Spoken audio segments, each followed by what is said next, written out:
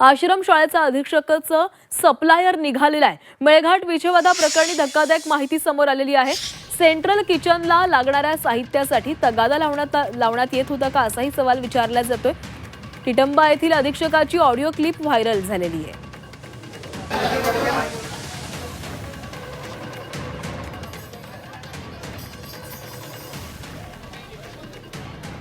तर अमरावतीमधल्या या आश्रम शाळेमध्ये काही विद्यार्थ्यांना विषबाधा झालेली होती आणि या संदर्भातली एक महत्त्वाची माहिती समोर आलेली आहे।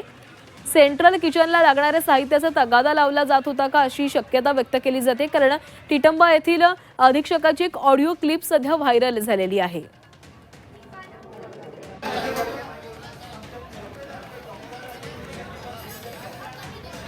तर या विषबाधे प्रकरणी एक ऑडिओ क्लिप व्हायरल झालेली आहे।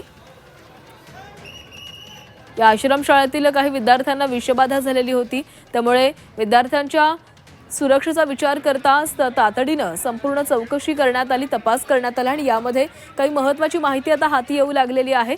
अधीक्षकच सप्लायर होता का असा देखील सवाल विचारला जातोय। सेंट्रल किचनला लागणाऱ्या साहित्यासाठी तगादा लावला जात असल्याची ही शक्यता या संदर्भातली एक ऑडिओ क्लिप व्हायरल झालेली आहे।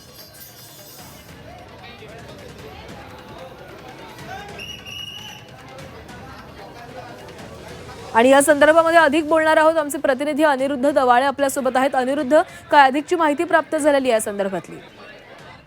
नक्कीच, आता जर पाहिलं तर मेळघाटातील टिटंबा येथील शासकीय आदिवासी आश्रम शाळेमध्ये विद्यार्थ्यांना 70 विद्यार्थ्यांना जी आहे ती जेवणातून विषबाधा झाली होती आणि हे प्रकरण 24 तास उघडकीस आल्यानंतर सर्वत्र खळबळ उडाली होती। मात्र आता या प्रकरणात एक आणखी खुलासा समोर येताना आपल्याला पाहायला मिळत आहे। यामध्ये सेंट्रल किचनचा व्यवस्थापक आणि आदिवासी आश्रम शाळेचा अधीक्षक यांची जी आहे ती ही ऑडिओ क्लिप आहे आणि या संभाषणामध्ये हा जो अधीक्षक आहे तो अधीक्षकच आता सेंट्रल किचनला साहित्य पुरवणारा सप्लायर निघाल्याचं पाहायला मिळत आहे आणि त्यामुळे मोठ्या प्रमाणात प्रश्नचिन्ह जे आहे ते उपस्थित होत आहे। यामध्ये जर पाहिलं तर या ऑडिओ क्लिपमध्ये अधीक्षक मी सप्लायर असल्याचं सांगत आहे आणि हे सर्व डिपार्टमेंटला माहिती असून मी बिनधास्तपणे काम करत असल्याचंही हा अधीक्षक जो आहे ते सांगत आहे आणि त्यामुळे या सेंट्रल किचनच्या व्यवस्थापकाला त्याच्याकडून किराणा माल असेल, केळी असेल, अंडी असेल, भाजीपाला असेल, हे सर्व साहित्य घेण्यासाठी त्याने तगादा लावल्याचं पाहायला मिळत आहे। त्यामुळे मोठ्या प्रमाणात या संपूर्ण ऑडिओ क्लिपच्या निमित्तानं प्रश्नचिन्ह जे आहेत ते निर्माण होत आहे, कारण या सेंट्रल किचन मधून जवळजवळ 8 ठिकाणी अन्न पुरवण्याचं काम केलं जात होतं। मात्र आता जर पाहिलं तर आता केवळ आणि केवळ एकाच ठिकाणी या सेंट्रल किचनच्या अन्न पुरवठ्यामधून विषबाधा झाल्याचं पाहायला मिळालेलं आहे आणि त्यामुळे या अधीक्षकाचा यामध्ये काही रोल नाही ना असाही प्रश्न या निमित्तानं उपस्थित होत आहे। त्यामुळे येत्या काळात आणखी काय खुलासे समोर येतात याकडे सर्वांचं लक्ष लागल्याचं पाहायला मिळत आहे। संदर्भात आता पोलिसांकडून काही वेगळा तपास केला जातोय का?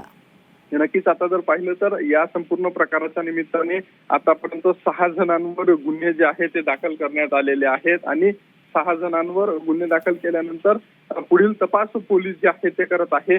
मात्र आता या संभाषणाची ऑडिओ क्लिप सेंट्रल किचनच्या व्यवस्थापकाने पोलिसांना दिली असल्याची जी आहे ती एक माहिती समोर येत आहे आणि त्यामुळे आता या ऑडिओ क्लिपच्या अनुषंगाने पोलीस नेमका काय तपास करतात आणि यामध्ये आश्रम शाळेचा जो अधीक्षक आहे याला दोषी धरून याच्यावरही गुन्हे दाखल करतात का याकडे आता सर्वांचं लक्ष लागल्याचं पाहायला मिळत आहे। नक्कीच अनिरुद्ध, धन्यवाद दिलेल्या सविस्तर माहितीसाठी। टिटंबा आश्रमशाळा अधीक्षक बोलतोय सर। हॅलो सर, बोला ना। मला तुमच्यासोबत थोडं वेगळ्या विषयावर बोलवायचं होतं। सर बोला ना, 100% मी बोलायला तयार आहे, बोला ना सर। नाही, माझी ओळख अधीक्षक जेवढा आहे मी अधीक्षक कमीच आहे। बरं मी बरं सप्लायरच आहे। अच्छा, ओके ओके ओके सर, बोला ना। हा, मी सप्लायर आहे, म्हणजे मी बिनधास्त आहे, डिपार्टमेंटला माहिती आहे। हा हा हा हा हा हा, सॉरी सर, जरा मला एक 2 फोन येत होते त्यामुळे तुमचा फोन नाही घेता आला, बोला ना सर। हो, ते आता तुमच्या सेंट्रल किचनला ज्या काही बाबी लागणार हो, तर तुम्ही इकडे सर्व सेटअप केला आहे का पूर्ण? इकडं म्हणजे कुठं? तर तुम्हाला भाजीपाल्यापासून जे काही वस्तू लागतं, ते ब्रेड पाव लागण्यापासून सर्वच काही नाश्त्याच्या वस्तू म्हणा किंवा किराणा म्हटल्या किंवा काही आलं का तुमचं सेटअप? हा म्हणजे मला वाटतं वेंडर आमच्या परचेस डिपार्टमेंटने फायनल केलेच वाटतं. नाही, तुम्हाला ज्या काही बाबी लागणार एका सेंट्रल किचनला, हो हो जर तुमची इच्छा जर असेल, तुमचं बिलिंग होणार ते तुमच्या रेटनं होणार, तुम्हाला शासनाने जे ठरवून दिलं असेल त्या बरोबर. रेटनं होणार. बरोबर. पण आम्ही हेच कामं करत राहिलेलो आहोत इकडे. म्हणजे सर कोणते कामं? मी भाजीपाला पुरवठा, धान्य पुरवठा हे सर्वच करत होतो. ओके ओके, म्हणजे सगळं आपण सप्लाय करतात. ओके. हा, माझ्याकडे सर्व सेटिंग आहेत, खांडव्यापासून बरा. अरे बापरे. बर बर बर बर बर. अंडी केळी भाजीपाला धान्य वगैरे हे सर्व आहे माझ्याकडे. Okay okay okay. हा.